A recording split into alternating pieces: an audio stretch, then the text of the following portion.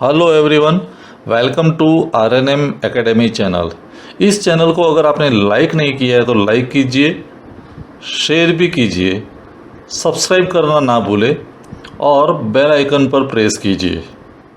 Hello everyone, मैं Ramesh Mewada RNM academy channel में आप सभी का फिर एक बार स्वागत करता हूं। प्रॉब्लम सॉल्विंग की एक सीरीज चल रही है स्ट्रेट लाइन के बारे में। हमने स्ट्रेट लाइन की कोर थ्योरी देखी है और कोर थ्योरी के रेफरेंस में हम कई सारे प्रॉब्लम सॉल्व करने वाले हैं। कहने का मतलब कोर थ्योरी में कोई बदलाव नहीं है, मेजर थ्योरी तो वही है, लेकिन प्रॉब्लम के डेटा में हर बार चेंजेस आते जाते हैं। प्रॉब्लम के डेटा को हमें कैसे हैंडल करना है वो मैं ड्राइंग के दौरान खुद ड्राइंग करके आपको हर एक स्टेप समझाने वाला हूं। तो वीडियो को आपको शुरुआत से अंत तक ध्यानपूर्वक देखना है, समझना है और फिर वही ड्राइंग आपको ड्राइंग शीट में प्रोड्यूस करना है। देखते हैं आगे आने वाला प्रॉब्लम। हेलो स्टूडेंट्स, आइए आज स्ट्रेट लाइन के एक और नया प्रॉब्लम समझते हैं। प्रॉब्लम का डेटा पहले मैं पढ़ लेता हूं और बाद में दिए गए जो डेटा है उसका एनालिसिस समझते हैं। A line ABC 120 mm long is inclined to VP by 30 degree and inclined to HP by 45 degree. Its midpoint B is on VP and 20 mm above HP.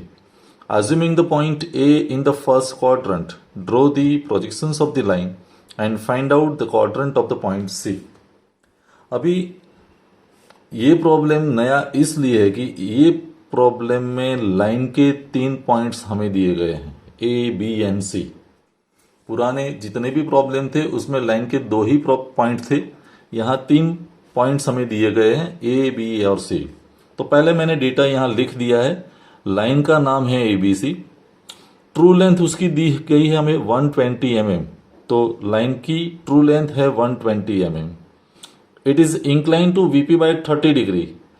VP के साथ एंगल दिया गया है, means VP के साथ angle means phi, तो phi हमें 30 degree दिया गया है। And incline to HP by 45 degree, तो एचपी के साथ इंक्लिनेशन मीन्स थीटा, तो थीटा हमें दिया है 45 degree. It's mid point B is on VP. 3 point में से बीच का जो पॉइंट है बी वो मिड पॉइंट है। तो मानो कि लाइन की लेंथ 120 mm है, तो मिड पॉइंट मीन्स बी बीच में है, तो ए बी की लेंथ भी 60 होगी और बी सी की भी लेंथ 60 होगी। तो एग्जैक्टली मिडिल पॉइंट है, तो लाइन को 2 पार्ट में डिवाइड कर देते हैं, ए बी और बी सी। बी की पोजीशन हमें दी गई है, B is on VP and 20 mm above HP. B is on VP 20 mm above HP and one more condition is given, assuming the point A in the first quadrant। आपको A को first quadrant में रखना है। A को first quadrant में रखना है ऐसा स्पेसिफाइड करके लिखा है डेटा में, तो हमें A की पोजीशन कहाँ आएगी वो सोचना पड़ेगा। A की दोनों प्रोजेक्शंस A डैश हमारा अबोव एक्स वाई आएगा, क्योंकि above H P and in front of VP वाला फर्स्ट क्वाड्रेंट है, तो above H P means above X Y, in front of VP means below X Y. तो हमारा जो ए dash point है वो अबोव एक्स वाई आएगा और प्लान पॉइंट ए जो है वो बिलो एक्स वाई आएगा। तो इतना डेटा हमने लिख दिया प्रॉब्लम के आधारित। अभी सॉल्यूशन की शुरुआत करते हैं। सॉल्यूशन में सबसे पहले मैं एक्स वाई लाइन बना रहा हूं जो रेफरेंस लाइन है, तो एक्स वाई लाइन से हमारी शुरुआत हुई है, ये एक्स वाई लाइन। तो I have written this is our XY line। अभी XY लाइन के बाद क्या करना चाहिए, तो हमें एक पॉइंट की पोजीशन तो दी है B की, और B हमारा मिडल पॉइंट है, तो B की पोजीशन है on VP and 20 mm above HP। If any point is on VP, its top view is on XY, तो B की पोजीशन तो XY पर ही मिलेगी। और बी डैश जो है 20 mm above H P means B dash point 20 mm above X Y आएगा। तो मैं बी और बी डैश दिखा रहा हूं। ये जो डिस्टेंस है वो 20 mm है, और ये पॉइंट जो मुझे मिला वो हमारा प्लान पॉइंट बी है, और ये हमारा एलिवेशन पॉइंट बी डैश है। तो एक पॉइंट की पोजीशन है हमारे पास, तो मैंने बी डैश और बी मार्क कर दिए। जैसे हमें बी डैश और बी मिलते हैं, दोनों में से हॉरिजॉन्टल लाइन बनानी चाहिए। तो बी में से तो ऑलरेडी एक्स वाई लाइन है, लेकिन बी डैश में से हम exactly horizontal line parallel to X Y सही डिस्टेंस मेंटेन करके मैं बना रहा हूं थ्रू बी डैश।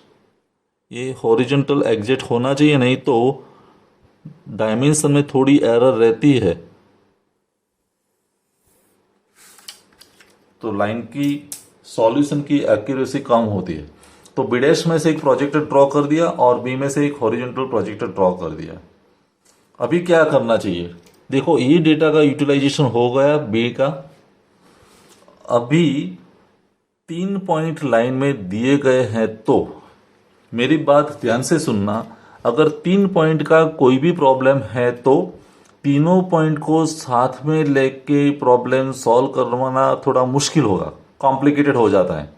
तो एक साथ 3 पॉइंट का सॉल्यूशन मत सोचो, कोई भी 2 पॉइंट पहले ले लो और 2 पॉइंट से बनती हुई लाइन का प्रॉब्लम कन्वेंशनली सॉल्व कर दीजिए।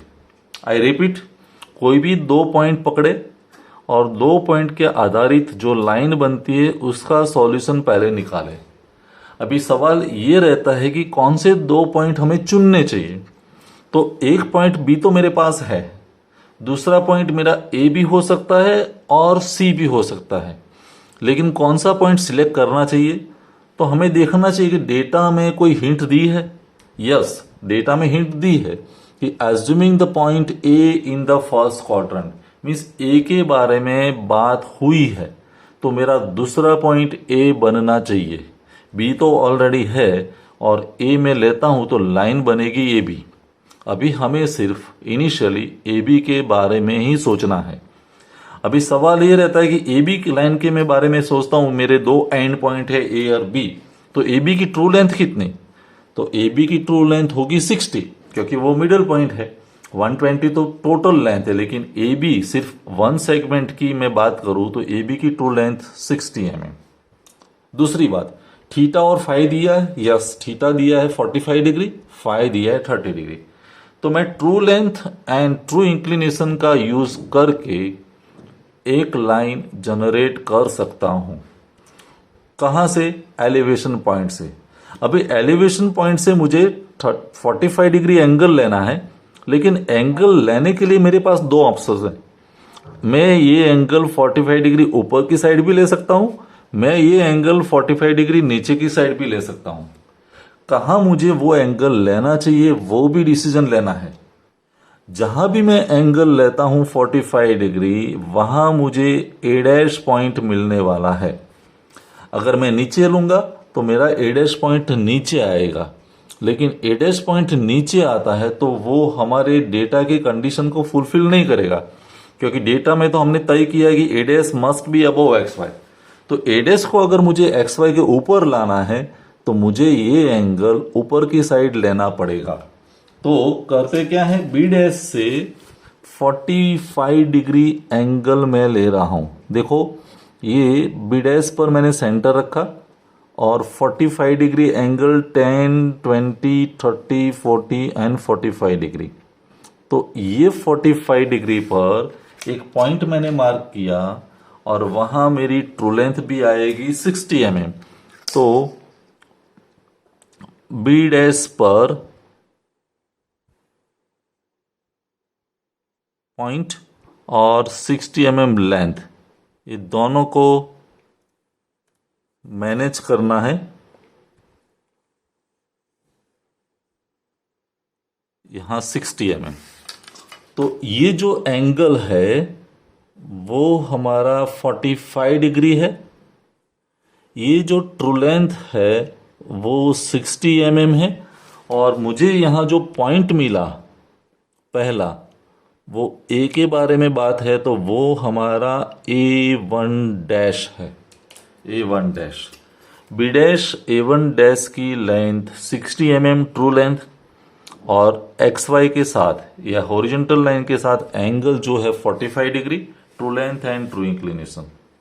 जैसे मुझे A1 डैश पॉइंट मिला, A1 डैश पॉइंट से हम हॉरिजॉन्टल लाइन ड्रॉ कर देंगे, और आप जानते हैं कि ये जो हॉरिजॉन्टल लाइन है वो हमारे लिए लोकस बन जाएगी। तो ये हुआ लोकस ऑफ A डैश। तो एक लाइन मैंने बना दी ए बी की। दूसरी लाइन के बारे में सोचते हैं। फाई एंगल दिया है 30 डिग्री। मेरा plan point below X Y आना चाहिए। तो वैसे ही सिमिलर वैसे बी पॉइंट पर मैंने ये एंगल के लिए सेंटर रखा, सेट किया, और एंगल मुझे लेना है 30 डिग्री। तो 10 डिग्री, 20 एंड 30 यहां मुझे मिलेगा। ये 30 डिग्री इंक्लाइन लाइन भी मुझे ट्रू लेंथ ही देगी, और ट्रू लेंथ हमें पता है 60 mm। तो बी पर पॉइंट रखा, 60 mm लेंथ को मैं मेंटेन करता हूं।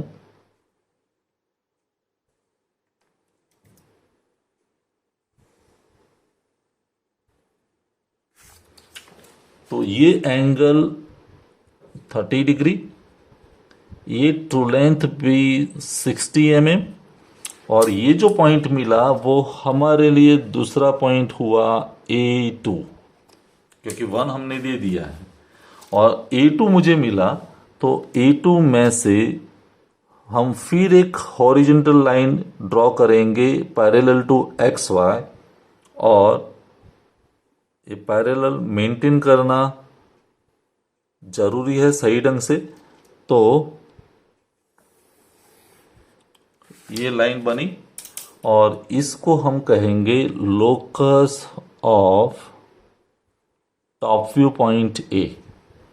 तो दो लाइन हमें मिल गई, true length in elevation, true length in plan. और वैसे हमारा सबसे पहला प्रॉब्लम जो पुराने वीडियो में था, वैसे ही बाकी की दो लाइन हम फाइंड कर सकते हैं, real elevation and real plan. कैसे? मैं कोई भी एक पॉइंट पहले सिलेक्ट करता हूं, ट्रू लेंथ इन एलिवेशन वाला A1 डैश। तो A1 डैश से परपेंडिकुलर लाइन आएगी कहां तक? बी तक, और वहां से हमें आर्क देना है। तो A1 डैश से देखिए, A1 डैश पॉइंट मैंने सबसे पहले लिया है, और एग्जैक्ट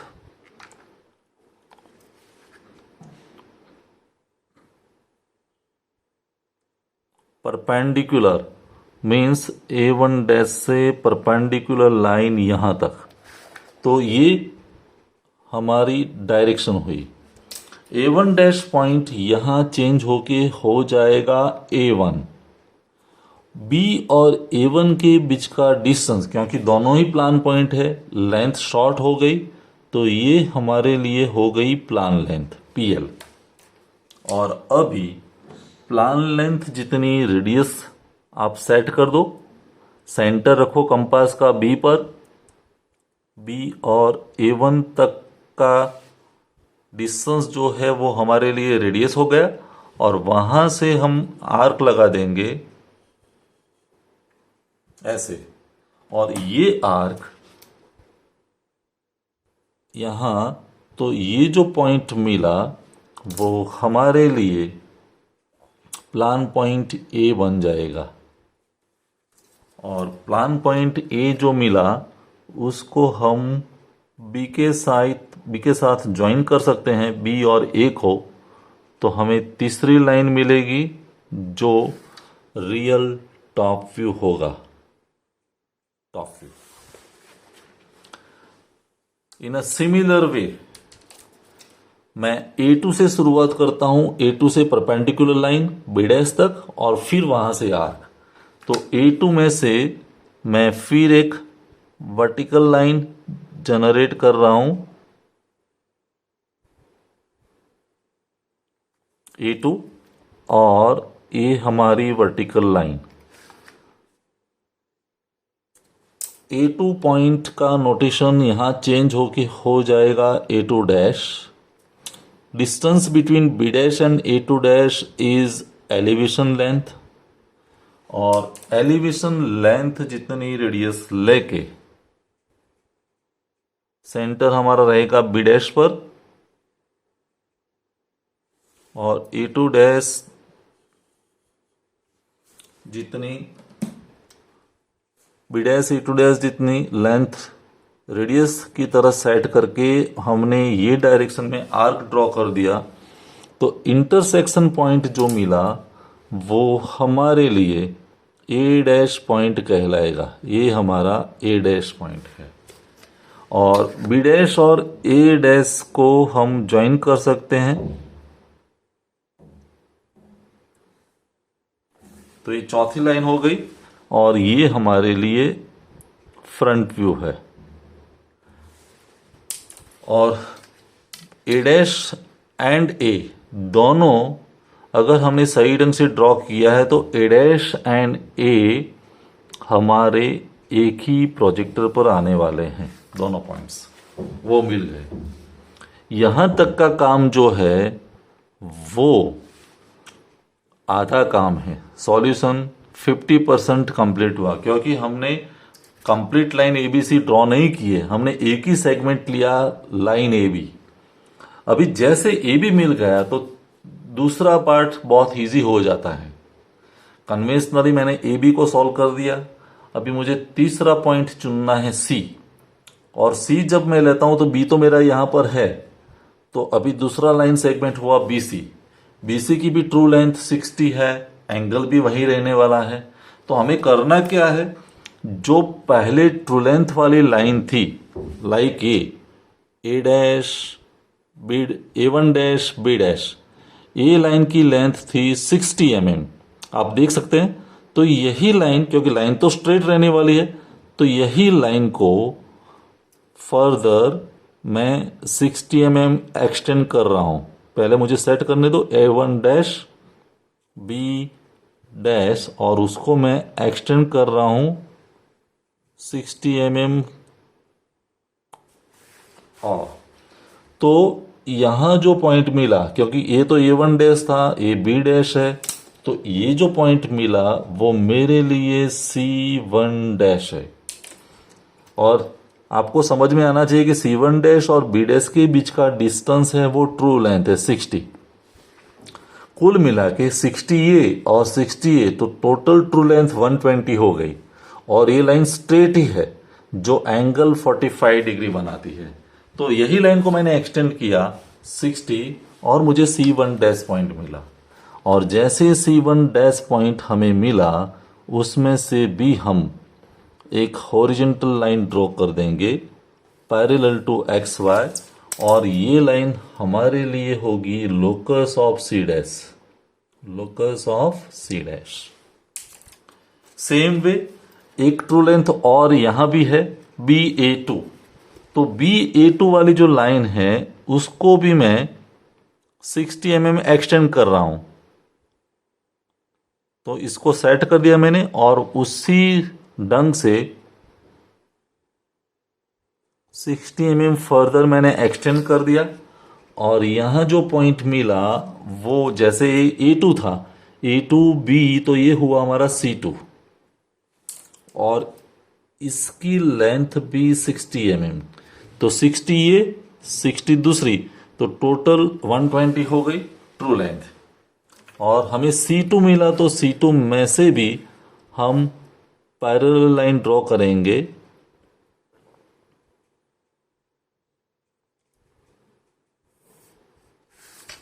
और इसको हम कहेंगे locus of C. Locus of C.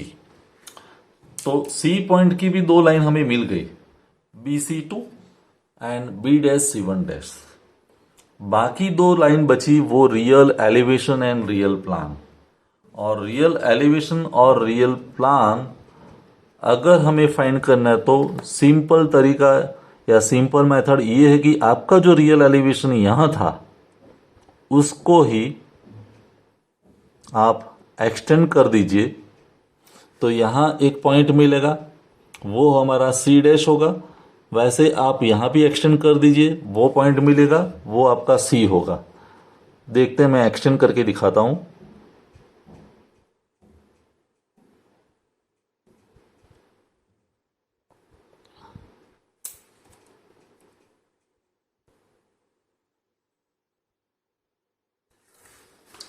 ये जो पॉइंट है वो हमारा सी डैश है। और वैसे ये लाइन को भी एक्सटेंड कर देते हम।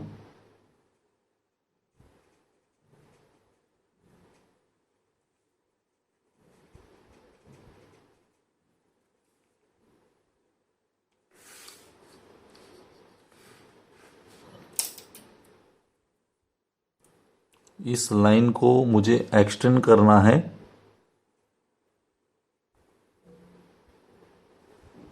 This is extended. तो ये पॉइंट जो मिला वो मेरे लिए सी है। और अगर हमारा प्रोजेक्शन सही है तो सी और सी डैश दोनों एक लाइन पर आने चाहिए, और वो हमें मिल रहे हैं। तो इस तरह से 3 पॉइंट को हम मैनेज कर सकते हैं। पहले एक पीस लिया मैंने ए बी वाला, ए बी का कंप्लीट ड्राइंग हमने फिनिश कर दिया, और बाद दूसरे पॉइंट को, जो पहले वाली 4 लाइन थी, उसको एक्सटेंड करके हमने दूसरे पॉइंट फाइंड कर दिए। और अब इक्वेशन ये था कि find out the quadrant of point C. तो रियल प्रोजेक्शन सी के कहाँ आए वो हमें देखने पड़ेंगे। देखो सी डैश कहाँ है, बिलो एक्स वाई। हमारा पॉइंट सी डैश जो है आंसर में वो बिलो एक्स वाई है। और सी कहाँ है, सी अबोव एक्स वाई है। तो ऐसा कौन सा क्वाड्रेंट है जहां हमें बिलो एक्स वाई, अगर C dash below X Y है मीन्स मेरा real capital point C below H P होगा, और सी अबोव एक्स वाई है मीन्स हमारा real point C above X Y means behind VP होगा। Projection of point behind VP होगा। और ऐसा कौन सा क्वाड्रेंट है जो below H P and behind VP है, below H P and behind VP.